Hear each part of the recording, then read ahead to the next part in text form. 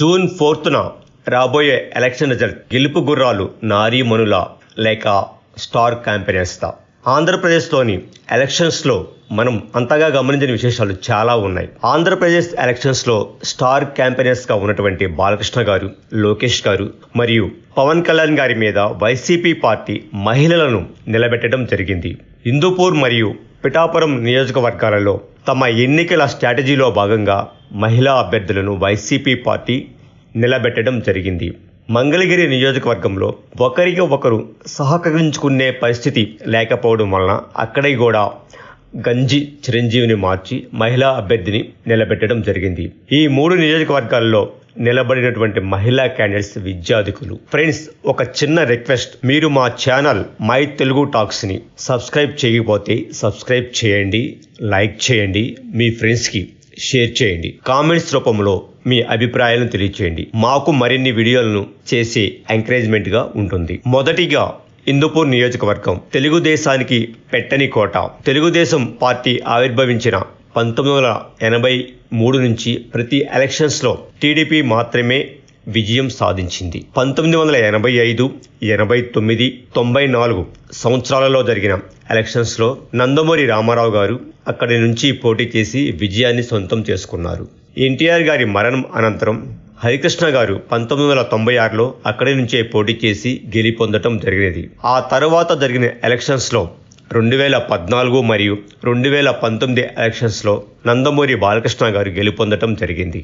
ఈసారి YCP party తమ అభ్యర్థిగా టిఎన్ దీపిక గారిని ప్రకటించడం జరిగింది. కర్ణాటక బ్యాక్గ్రౌండ్ కలిగిన కురుబు కమ్యూనిటీకి చెందిన బీసీ వర్గానికి చెందిన మహిళ ఈమె. ఎంసీఏ చదివిన ఈమె వేణుగోపాల్ రెడ్డి గారిని లవ్ మ్యారేజ్ చేసుకున్నారు. ఎటువంటి ఫైనాన్షియల్ బ్యాక్గ్రౌండ్ మరియు ప్రజలలో అంతగా పరిచయం లేని అభ్యర్థిని వైసీపీ తమ అభ్యర్థిగా నిలబెట్టడం జరిగింది. బీసీ మరియు రెడ్డి కమ్యూనిటీ బ్యాక్గ్రౌండ్ కలిగిన ఈ విద్యాధికురాలు పూర్తి మాస్ ఫాలోయింగ్, స్టార్ ఇమేజ్ మరియు తెలుగుదేశానికి పెట్టని కోటగా ఉన్న హిందూపూర్లో ఎంతవరకు తన ప్రభావాన్ని చూపిస్తారు అనేది మరికొద్ది రోజుల్లో తేలబోతుంది. మంగళగిరి నియోజకవర్గం నుంచి నారా లోకేష్ గారు మరొకసారి తన అదృష్టాన్ని పరీక్షించుకోబోతున్నారు. తమకు ఉన్న ఫైనాన్షియల్ బ్యాక్గ్రౌండ్ మరియు క్యాడర్ అతని బలం, అన్ని రకాలుగా సర్వశక్తులు ప్రయోగించి తన పోల్ మేనేజ్మెంట్తో తన విజయాన్ని సొంతం చేసుకోవడానికి తన ప్రయత్నం తాను చేశారు. వైసీపీ పార్టీ మొదటిగా గంజి చిరంజీవిని తమ అభ్యర్థిగా ప్రకటించడం జరిగింది. కానీ అక్కడ ఉన్న క్యాడర్లోని అంతర్గత విభేదాల వలన మురుగుడు లావణ్యాన్ని అభ్యర్థిగా ఫైనల్ చేయడం జరిగింది. మురుగుడు లావణ్య గారు మాజీ ఎమ్మెల్యే కాండ్రు కమలా కుమార్తె, అంతేకాక మాజీ మంత్రి ప్రస్తుత ఎమ్మెల్సీ మురుగుడు హనుమంతరావు గారి కోడలు. మంగళగిరి నియోజకవర్గం పద్మశాలీలుగా ఉన్న ఏకైక నియోజకవర్గం. అక్కడ ఉన్న క్యాస్ట్ ఈక్వేషన్స్లో భాగంగా ఆళ్ల రామకృష్ణారెడ్డి గారిని కాదని లావణ్య గారికి ఇవ్వడం జరిగింది.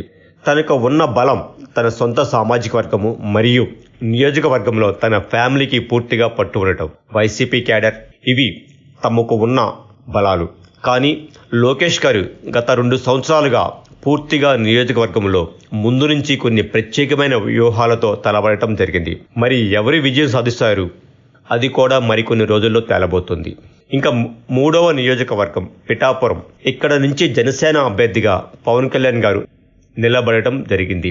వైసీపీ పార్టీ తరపున వంగా గీత గారు నిలబడటం జరిగింది. వంగా గీత గారికి ఉన్న బలం పూర్తిగా ప్రజలతో మమేకం అవ్వడం, రాజకీయంగా పూర్తిగా అనుభవం కలిగి ఉండటం, ఇంతకు ముందు ఎలక్షన్స్ని పోటీ చేసిన అనుభవం ఉండటం తనకున్న బలాలు. పిఠాపురం తన సొంత నియోజకవర్గం కానప్పటికీ ఒకవేళ తాను గెలిస్తే ప్రజలకు పూర్తిగా అందుబాటులో ఉంటారు అనేది ఆమెకి ఉన్న బలం. పవన్ కళ్యాణ్ గారికి వారి అభిమానులు తమ సర్వశక్తులను నియోజకవర్గంలో కేటాయించారు. పవన్ కళ్యాణ్ గారి మీద ఉన్న అభిమానం, టీడీపీ క్యాడర్ పూర్తిగా ఈసారి జనసేనకు మద్దతు ఇవ్వడం పవన్ కళ్యాణ్ గారికి ఉన్న బలం. ఎవరు గెలుస్తారు అనేది కూడా జూన్ 4న తెలవబోతుంది. ఈ 3 నియోజకవర్గాల్లో బలమైన స్టార్ క్యాంపెయిన్స్ మీద వైసీపీ మహిళా అభ్యర్థులను నిలబెట్టడం జరిగింది. చివరిగా నర్సాపురం ఎంపీ క్యాండిడేట్గా ఆర్కే గారి మీద కూడా గూడూరి ఉమాబాల గారిని వైసీపీ నిలబెట్టడం జరిగింది. కానీ అక్కడ జరిగిన కొన్ని ఈక్వేషన్స్ వల్ల ఆర్కే గారు ఉండి నుంచి పోటీ చేయవలసి వచ్చింది. ఈ విధంగా 4 నియోజకవర్గాల్లో మహిళలను ముందు ఉంచి తమ స్ట్రాటజీని వైసీపీ ఫాలో చేసింది. వైసీపీ తమ స్ట్రాటజీలో భాగంగా నిలబెట్టిన నారీమణులు గెలవబోతున్నారా, లేక మాస్ ఇమేజ్ మరియు స్టార్ క్యాంపెయినర్స్గా ఉన్న స్టార్ హీరోలు గెలవబోతున్నారా?